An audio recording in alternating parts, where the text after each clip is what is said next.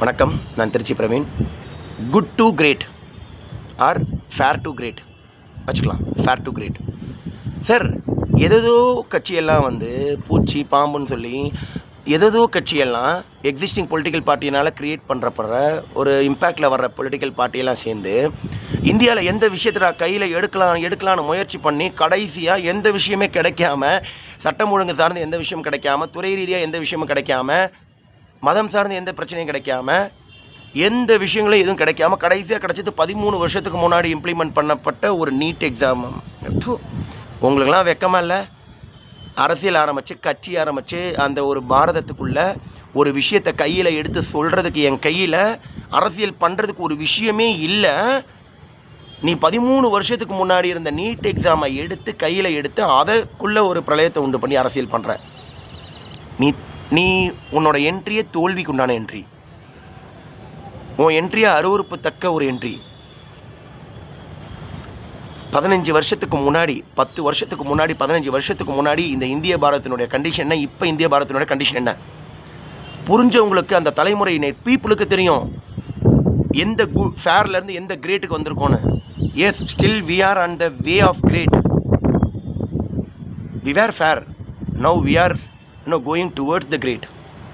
Political ரீதியாக, party ரீதியாக, கட்சி ரீதியாக நிறைய கருத்து வேறுபாடுகள், முரண்பாடுகள் இருக்கலாம். அதில் எனக்கும் சில கருத்து வேறுபாடுகள் உண்டு. அது அரசியல் கருத்து வேறுபாடுகள். அதை தாண்டி ஒரு அரசாங்கமாக இந்த அரசாங்கம் ஃபேரில் இருந்து குட்லேருந்து கிரேட் வந்திருக்கு. அதுதான் உண்மை. That is a true. Digitalisation பாருங்கள், டிஜிட்டலைசேஷனை கையில் எடுத்து பாருங்கள். அதர் எக்ஸாமினேஷன்ஸ் பாருங்கள், குவாலிட்டி கவர்னன்ஸ் பாருங்கள், குவாலிட்டி பீப்புளோடது பாருங்கள். இத்தனை நாடுகள், இவ்வளோ போர் உலகம் பூரா நடக்குது. India is a neutralised country in the world. எல்லா எல்லா நாட்டில் உள்ளவங்களும் சேர்ந்து ஒரு நாட்டை பாராட்ட வேணாம், குறை சொல்லாமல் இருக்காங்க. அப்படின்னா அது இந்தியாவை இருக்கப்போ அந்த இந்தியாவில் ஐம் அன் இந்தியனுங்கிறது we feel proud to be an Indian. That moment we are feeling we are feeling blessed. அதை நம்ம புரிஞ்சிக்கவே இல்லை. அரசியலெல்லாம் தூக்கி போடுங்க, அதெல்லாம் ரெண்டாவது. அதை தாண்டி ஒரு விஷயத்தை யோசிங்க. We feel blessed. இதெல்லாம் விட்டுட்டு இது ஒஸ்ட்டு, இது இப்படி நம்ம என்னென்னமோலாம் ட்ரை பண்ணுறோம். நான் மறுபடியும் சொல்கிறேன், இந்த தலைமுறைக்கு 15 வருஷத்துக்கு முன்னாடி இருந்த காலங்கள் இன்றைக்கி எப்படி வந்திருக்கோங்கிறத புரிய வையுங்க. அது மட்டும்தான் அவங்களுக்கு உண்டான அச்சாணியாக இருக்குமே தவிர, ஏன்னா இப்போ தானே வந்திருக்காங்க, இப்போ தானே இதை பார்க்குறாங்க. அவங்களுக்கு எந்த விஷயங்களும் முன்னாலாம் எப்படி இருந்ததுன்னு தெரியறதுக்கு உண்டான வாய்ப்புகள் இல்லை. அதை தெரியப்படுத்த வேண்டியது நம்ம கடமை. அதை தெரியப்படுத்த வேண்டியது கடமை. So we were in freight, we were in fair, we have reached some good.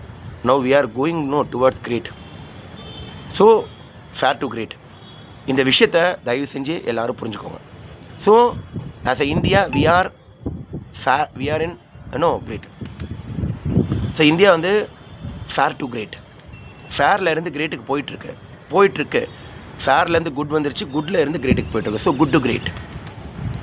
நம்ம இந்தியாவுடைய பொசிஷன் என்ன தெரியுங்களா? கடந்த 12 வருஷம் 15 வருஷத்துனா அதுக்கு முன்னாடி ஃபேர், இடையில மிடில் குட்டாக வந்துச்சு, இப்போ கிரேட்டை நோக்கி போயிட்டுருக்கு.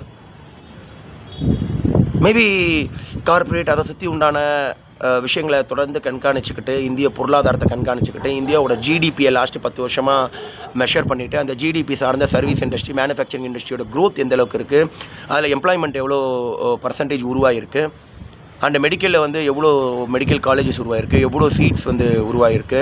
மற்ற நாடெல்லாம் பார்க்குறப்ப the percentage of moving in the GDP இந்த வே ஆஃப் ஃபாஸ்டஸ்ட் அந்த பர்சன்டேஜ் இருக்குல்ல, அது இந்தியா எந்த அளவுக்கு போயிருக்கு.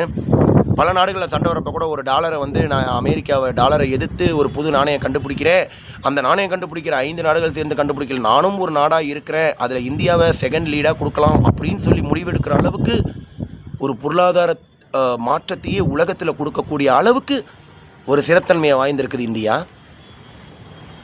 அடுத்த வெளியுறவு சார்ந்த கொள்கைகள், பொருளாதார கொள்கைகள், இந்த எல்லாத்தையும் கம்ப்ளீட்டாக சேஞ்ச் ஓவர் பண்ணி இன்றைக்கி எல்லா நாடும், அமெரிக்கா, ரஷ்யா, நீ ஏன்ட்ட வாங்கினா உன் மேலே 100% வரி போடுவேன், 70% வரி போடுவேன்னு மிரட்டுற அளவில் மட்டும்தான் நம்ம இருக்கோம். அப்படின்னா என்ன அர்த்தம்? We still best in the best country in the world. Many best countries, they are depending on India for something. So இந்த நிலையில் இருக்கிற பொழுது நம்மளை டிபெண்ட் பண்ணி பல கண்ட்ரிகள் இருக்காங்கன்னு வச்சுக்கோங்களேன். அதுதாங்க நம்ம சிறப்பான வழியை நோக்கி போயிட்டுருக்கிறதுக்கு உண்டான அச்சாரம். நமக்கு உண்டான மிகப்பெரிய அச்சாரம் அதுதான். பல பெரிய பெரிய மல்டி மில்லியன் நாடுகளில் ஏதோ ஒரு தேவை, அங்கே உள்ள மக்கள் தொகை, இந்தியாவில் உள்ள பொருளாதார கொள்கை, வெளியுறவுத்துறை கொள்கை எல்லாத்தையும் அட்ராக்ட் பண்ணி நிறையா விஷயம் இன்வெர்ட் ஆகுது அப்படின்னா தான் நம்மளோட வளர்ச்சி நல்லாயிருக்கும். அப்போ தானே நம்ம ஜிடிபி நல்லாயிருக்கும். நம்ம சென்ட்ரல் ஜிடிபி நல்லா இருந்தால் தானே ஸ்டேட் ஜிடிபி நல்லாயிருக்கும். இதெல்லாம் நல்லா இருந்தால் தானே லைஃப்பில் ஐ திங்க் மக்களுடைய பொருளாதாரமும் சரி, இன்வெஸ்டர்ஸோட பொருளாதாரமும் சரி எல்லாமே உயரும். எல்லாமே உயர்ந்தால் தானே வேலை வாய்ப்புகள் மற்ற விஷயங்களும் உயரும். பணவீக்கம் நல்லாயிருக்கும். இது எல்லாத்தையுமே இது எல்லாமே ஒரு கண்டினியூஸ் ப்ராசஸ் தானே. இந்த கண்டினியூஸ் ப்ராசஸில் எங்கேயாச்சும் நம்ம அடி வாங்கி இந்தியா அந்த 12 வருஷத்தில் பின்னாடி போயிருக்குன்னு சொல்லுங்கள். எக்ஸப்ட் கோவிட் எங்கேயுமே வாங்கலைங்க. ஜிடிபி எங்கேயுமே ட்ராஜடிக்கலாக ரெடியூஸே ஆகலை. அவ்வளோ சூப்பராக ஜிடிபி க்ரோத்தில் ஆகிட்டுருக்கு. அடுத்து இன்னும் ஒரு 2 வருஷத்துலேயோ 3 வருஷத்துலேயோ GDP will reach to 8.5. So all the investors feels happy to invest in India as like how they are investing in other countries. See, நான் மறுபடியும் சொல்கிறேன், 10-12 வருஷத்துக்கு முன்னாடி உள்ள தலைமுறையில் ஒரு கம்பேரிசன், நான் சொல்ல கம்பேரிசன் தான், இவங்க சிறப்பாக அவங்க எப்படின்னு சொல்லலை. ஒரு 2014க்கு முன்னாடி ஒரு 10 வருஷத்தையும் இப்போ உண்ட ஒரு 10 வருஷத்தையும் அப்படியே கம்பேர் பண்ணுங்கள். ஒவ்வொரு துறையாக அது வேணுமா நாடு போன வளர்ச்சியில் அது நடந்துச்சுன்னு சொல்லலாம். ஆனால் ஒரு விஷயம், அது எவ்வளோ வேகமான வளர்ச்சியை தொற்றுக்குங்கிறது தான் சிறப்பான அரசாங்கம். அது இருக்குங்க, அரசாங்கம் சிறப்பாக இல்லைன்னா இல்லை. அதனால் ரொம்ப ரொம்ப எளிமையாக சொல்லணும்னா, புதுசாக ஒரு வார கட்சி இந்தியா லெவலில் அலையை ஏற்படுத்தலாம்னு நினச்சாலும் கூட சென்சி அந்த தலைமுறையை மட்டும்தான் உங்களால் அலையை ஏற்படுத்த முடியும், ஒரு கவர்ச்சியை ஏற்படுத்த முடியும், ஒரு விஷயத்தை ஏற்படுத்த முடியும். ஆனால் ஒவ்வொரு மேட்டர்ஸ்குள்ளேயும் நீங்கள் டெப்த்தாக உள்ளே போகிறப்ப உங்களால் எதுவும் பண்ண முடியாது. ஏன்னா இந்தியாவில் இந்த விஷயத்தை நான் ஹோல்ட் பண்ணி இது சரியில்லைன்னு நான் ப்ரொடெக்ட் பண்ணுறதுக்கே உங்களுக்கு விஷயம் கிடைக்கல. That is a India where we are here. அதுதான் உண்மை. எவ்வளோ இருக்குது போராட்டம் பண்ணுறதுக்கு. இது சரியில்லை, அது சரியில்லை, எது சரியில்லை உங்களால் சொல்ல முடியும்? தயவுசெய்து இந்த பூச்சி பாம்பு கட்சி இதெல்லாம் time pass, simply time pass.